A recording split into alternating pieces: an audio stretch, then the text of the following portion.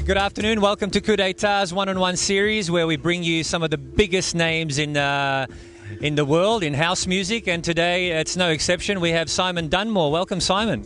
Hi, Donnie. How you doing? Thank you very much for coming here. It was a pleasure, mate. Okay, Defected Records. You set it up in 1999. What was your goals and expectations back then? Because, you know, it's one of the biggest labels around at the moment. It probably is the biggest label.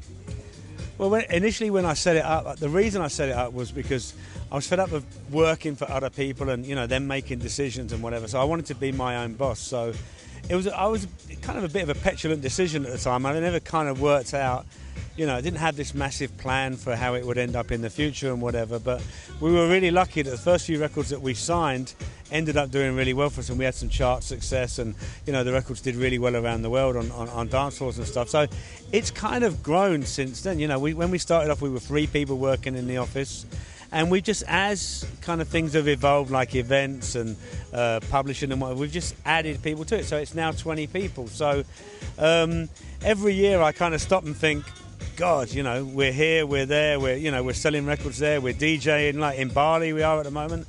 How did that happen? And I'd love to say there was this great plan at the beginning, but there wasn't. We've just kind of gone along with the flow. So, how else do you think you could expand now that you've gone into a little bit of TV and radio? Well, I think, you know, the whole point about music these days, it needs to be aligned with a brand. So, you know, we work really hard on our artwork and you know, making sure we get people out to film the events and the DJs and really promote the music hard that we release and that we're involved with. So I think, you know, the thing is just to nurture talent, you know, and if you're aligned with talented DJs and producers and they grow, then Defected is going to grow with them. So the key to it, I think, is to working with talented people. Now, you've got an ear not only for a hit, but a quality hit. Is there any formula to that? Like, how do you know something's really going to blow up? Well, you know, just backtracking, before I worked had my own label, I used to work at the majors, but before that I used to be a journalist. I used to do reviews for Blues and Soul magazines, and I did a column there, and I worked in a record shop, and I've always DJed. So when you listen to a piece of music, or when it comes through, you go, you know, how would I review this record? If I was working in a shop, would I be able to sell it? If I was DJing, would I reach for it if the crowd's going crazy without, you know, would I reach for it with no hesitation at all? So, if you can tick all those boxes, then the chances are it's a good record. So then you put it into the marketplace. Some of them just end up being turntable hits. You know, they're just played by DJs around the world, which is great. Some of them go a little bit beyond that and they connect with the public, and the public end up buying them. They're your legitimate hits, and we all hope for them. Those moments are few and far between these days, but you know, occasionally we get lucky. So now you have deals with Junior Boyzone and Strictly Rhythm, and you've been digging around in their back catalogue, obviously. How do you think the kids in the clubs are reacting to those classics? Well, the way that people make their music these days, they're making it, a lot of people, the DJs, are making it on the move. You know, they're doing it on the laptop, they're traveling, they're in a hotel, and they're making their music, on the plane even. So you know, they don't have access to musicians and singers and whatever. So the sound of dance music today is totally different to what it was 10 years ago. So both of those labels, you know, their heyday was like 10 years ago. So they have great, you know, music and vocals and whatever within their catalogue. So if you give those elements to a current producer and he marries it with his current technique, sounds, and the way he produces music, you basically have a new vibe. So it's great because they have hooks that they wouldn't normally have access to. And, you know, it's good to bring classic music back into the fold again. DJs like to play it because you know, they have great memories of playing the records originally, and to clubbers sometimes it's almost like it's a brand new record. So you know, I have a lot of fun releasing those records and doing the remixes, and they've sold really well, so I guess people are digging it.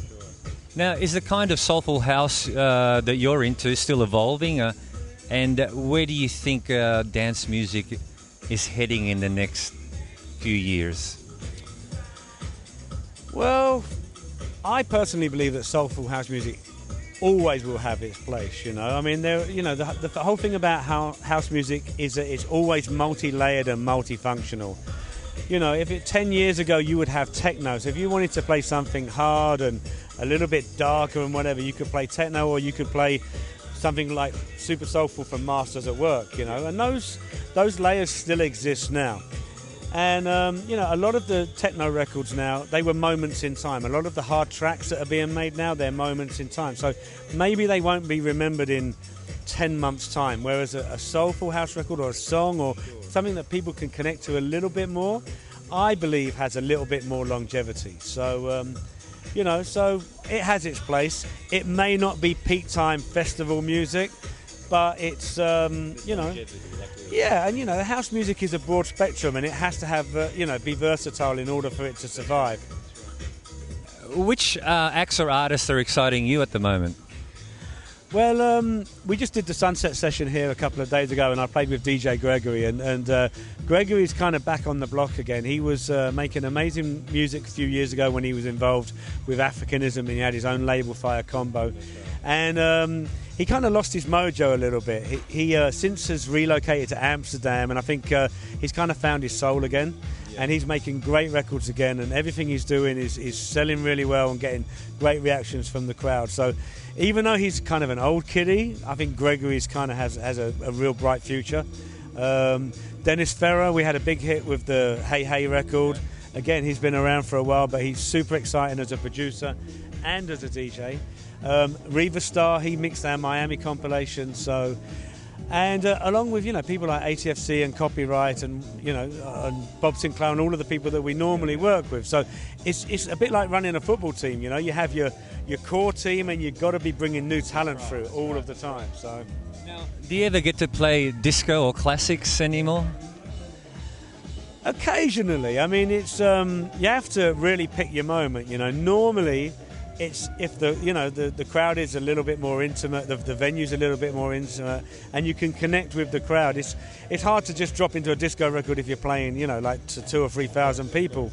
But if you're really connected with the crowd and you can read it that they're ready for it, it's great to just drop something like really classic or throw a curveball and keep them super interested. So yeah, I mean, when we did the Sunset session here 2 weeks ago, we just played right up until the sun going down. Just old disco, some old jazz, some samba records and everything. And I really enjoyed it because you just don't get the opportunity to play those records very often. Now, I know this is not your first time in Bali, but how do you think the crowds in Bali differ from the rest of the world? Well, Bali is obviously a very international destination, so you have a potpourri of Europeans, of Australians, of local people, and that always makes it really interesting because you're always working, really hard. But, the world is a pretty small place now in terms of the fact that people communicate with each other. So, people know their tunes, everyone's really knowledgeable. So both times that I've played here, last year and this year, I've always been surprised by the reaction you get to records that you think, oh, this is a kind of new record. There's no way they will never know this record. And the moment the beats come in, everyone puts their hands in the air. So yeah, it's I've had a great time, and people here know their stuff. So it's it's great. Now, no doubt you have a hectic schedule. What's happening in the next month or so? Well, actually, I'm straight away after here. I'm leaving. I'm going to the airport to fly to Korea. I'm playing in Seoul tomorrow night. Then I come back to play Singapore. Then it's back to Europe. Ibiza, we do our residency at Pacha every Saturday. I'm also playing in Barcelona, Amsterdam, and in Tenerife. So August is a pretty busy month for a lot of DJs, and no exception for me. Fantastic. Well, thank you for spending a little bit of time with us, and thank you for playing on Sunday. It was an amazing afternoon, and we hope to see you back really soon. Absolutely. Donni, thanks for your time. Thank you. Pleasure. Bye. Cool.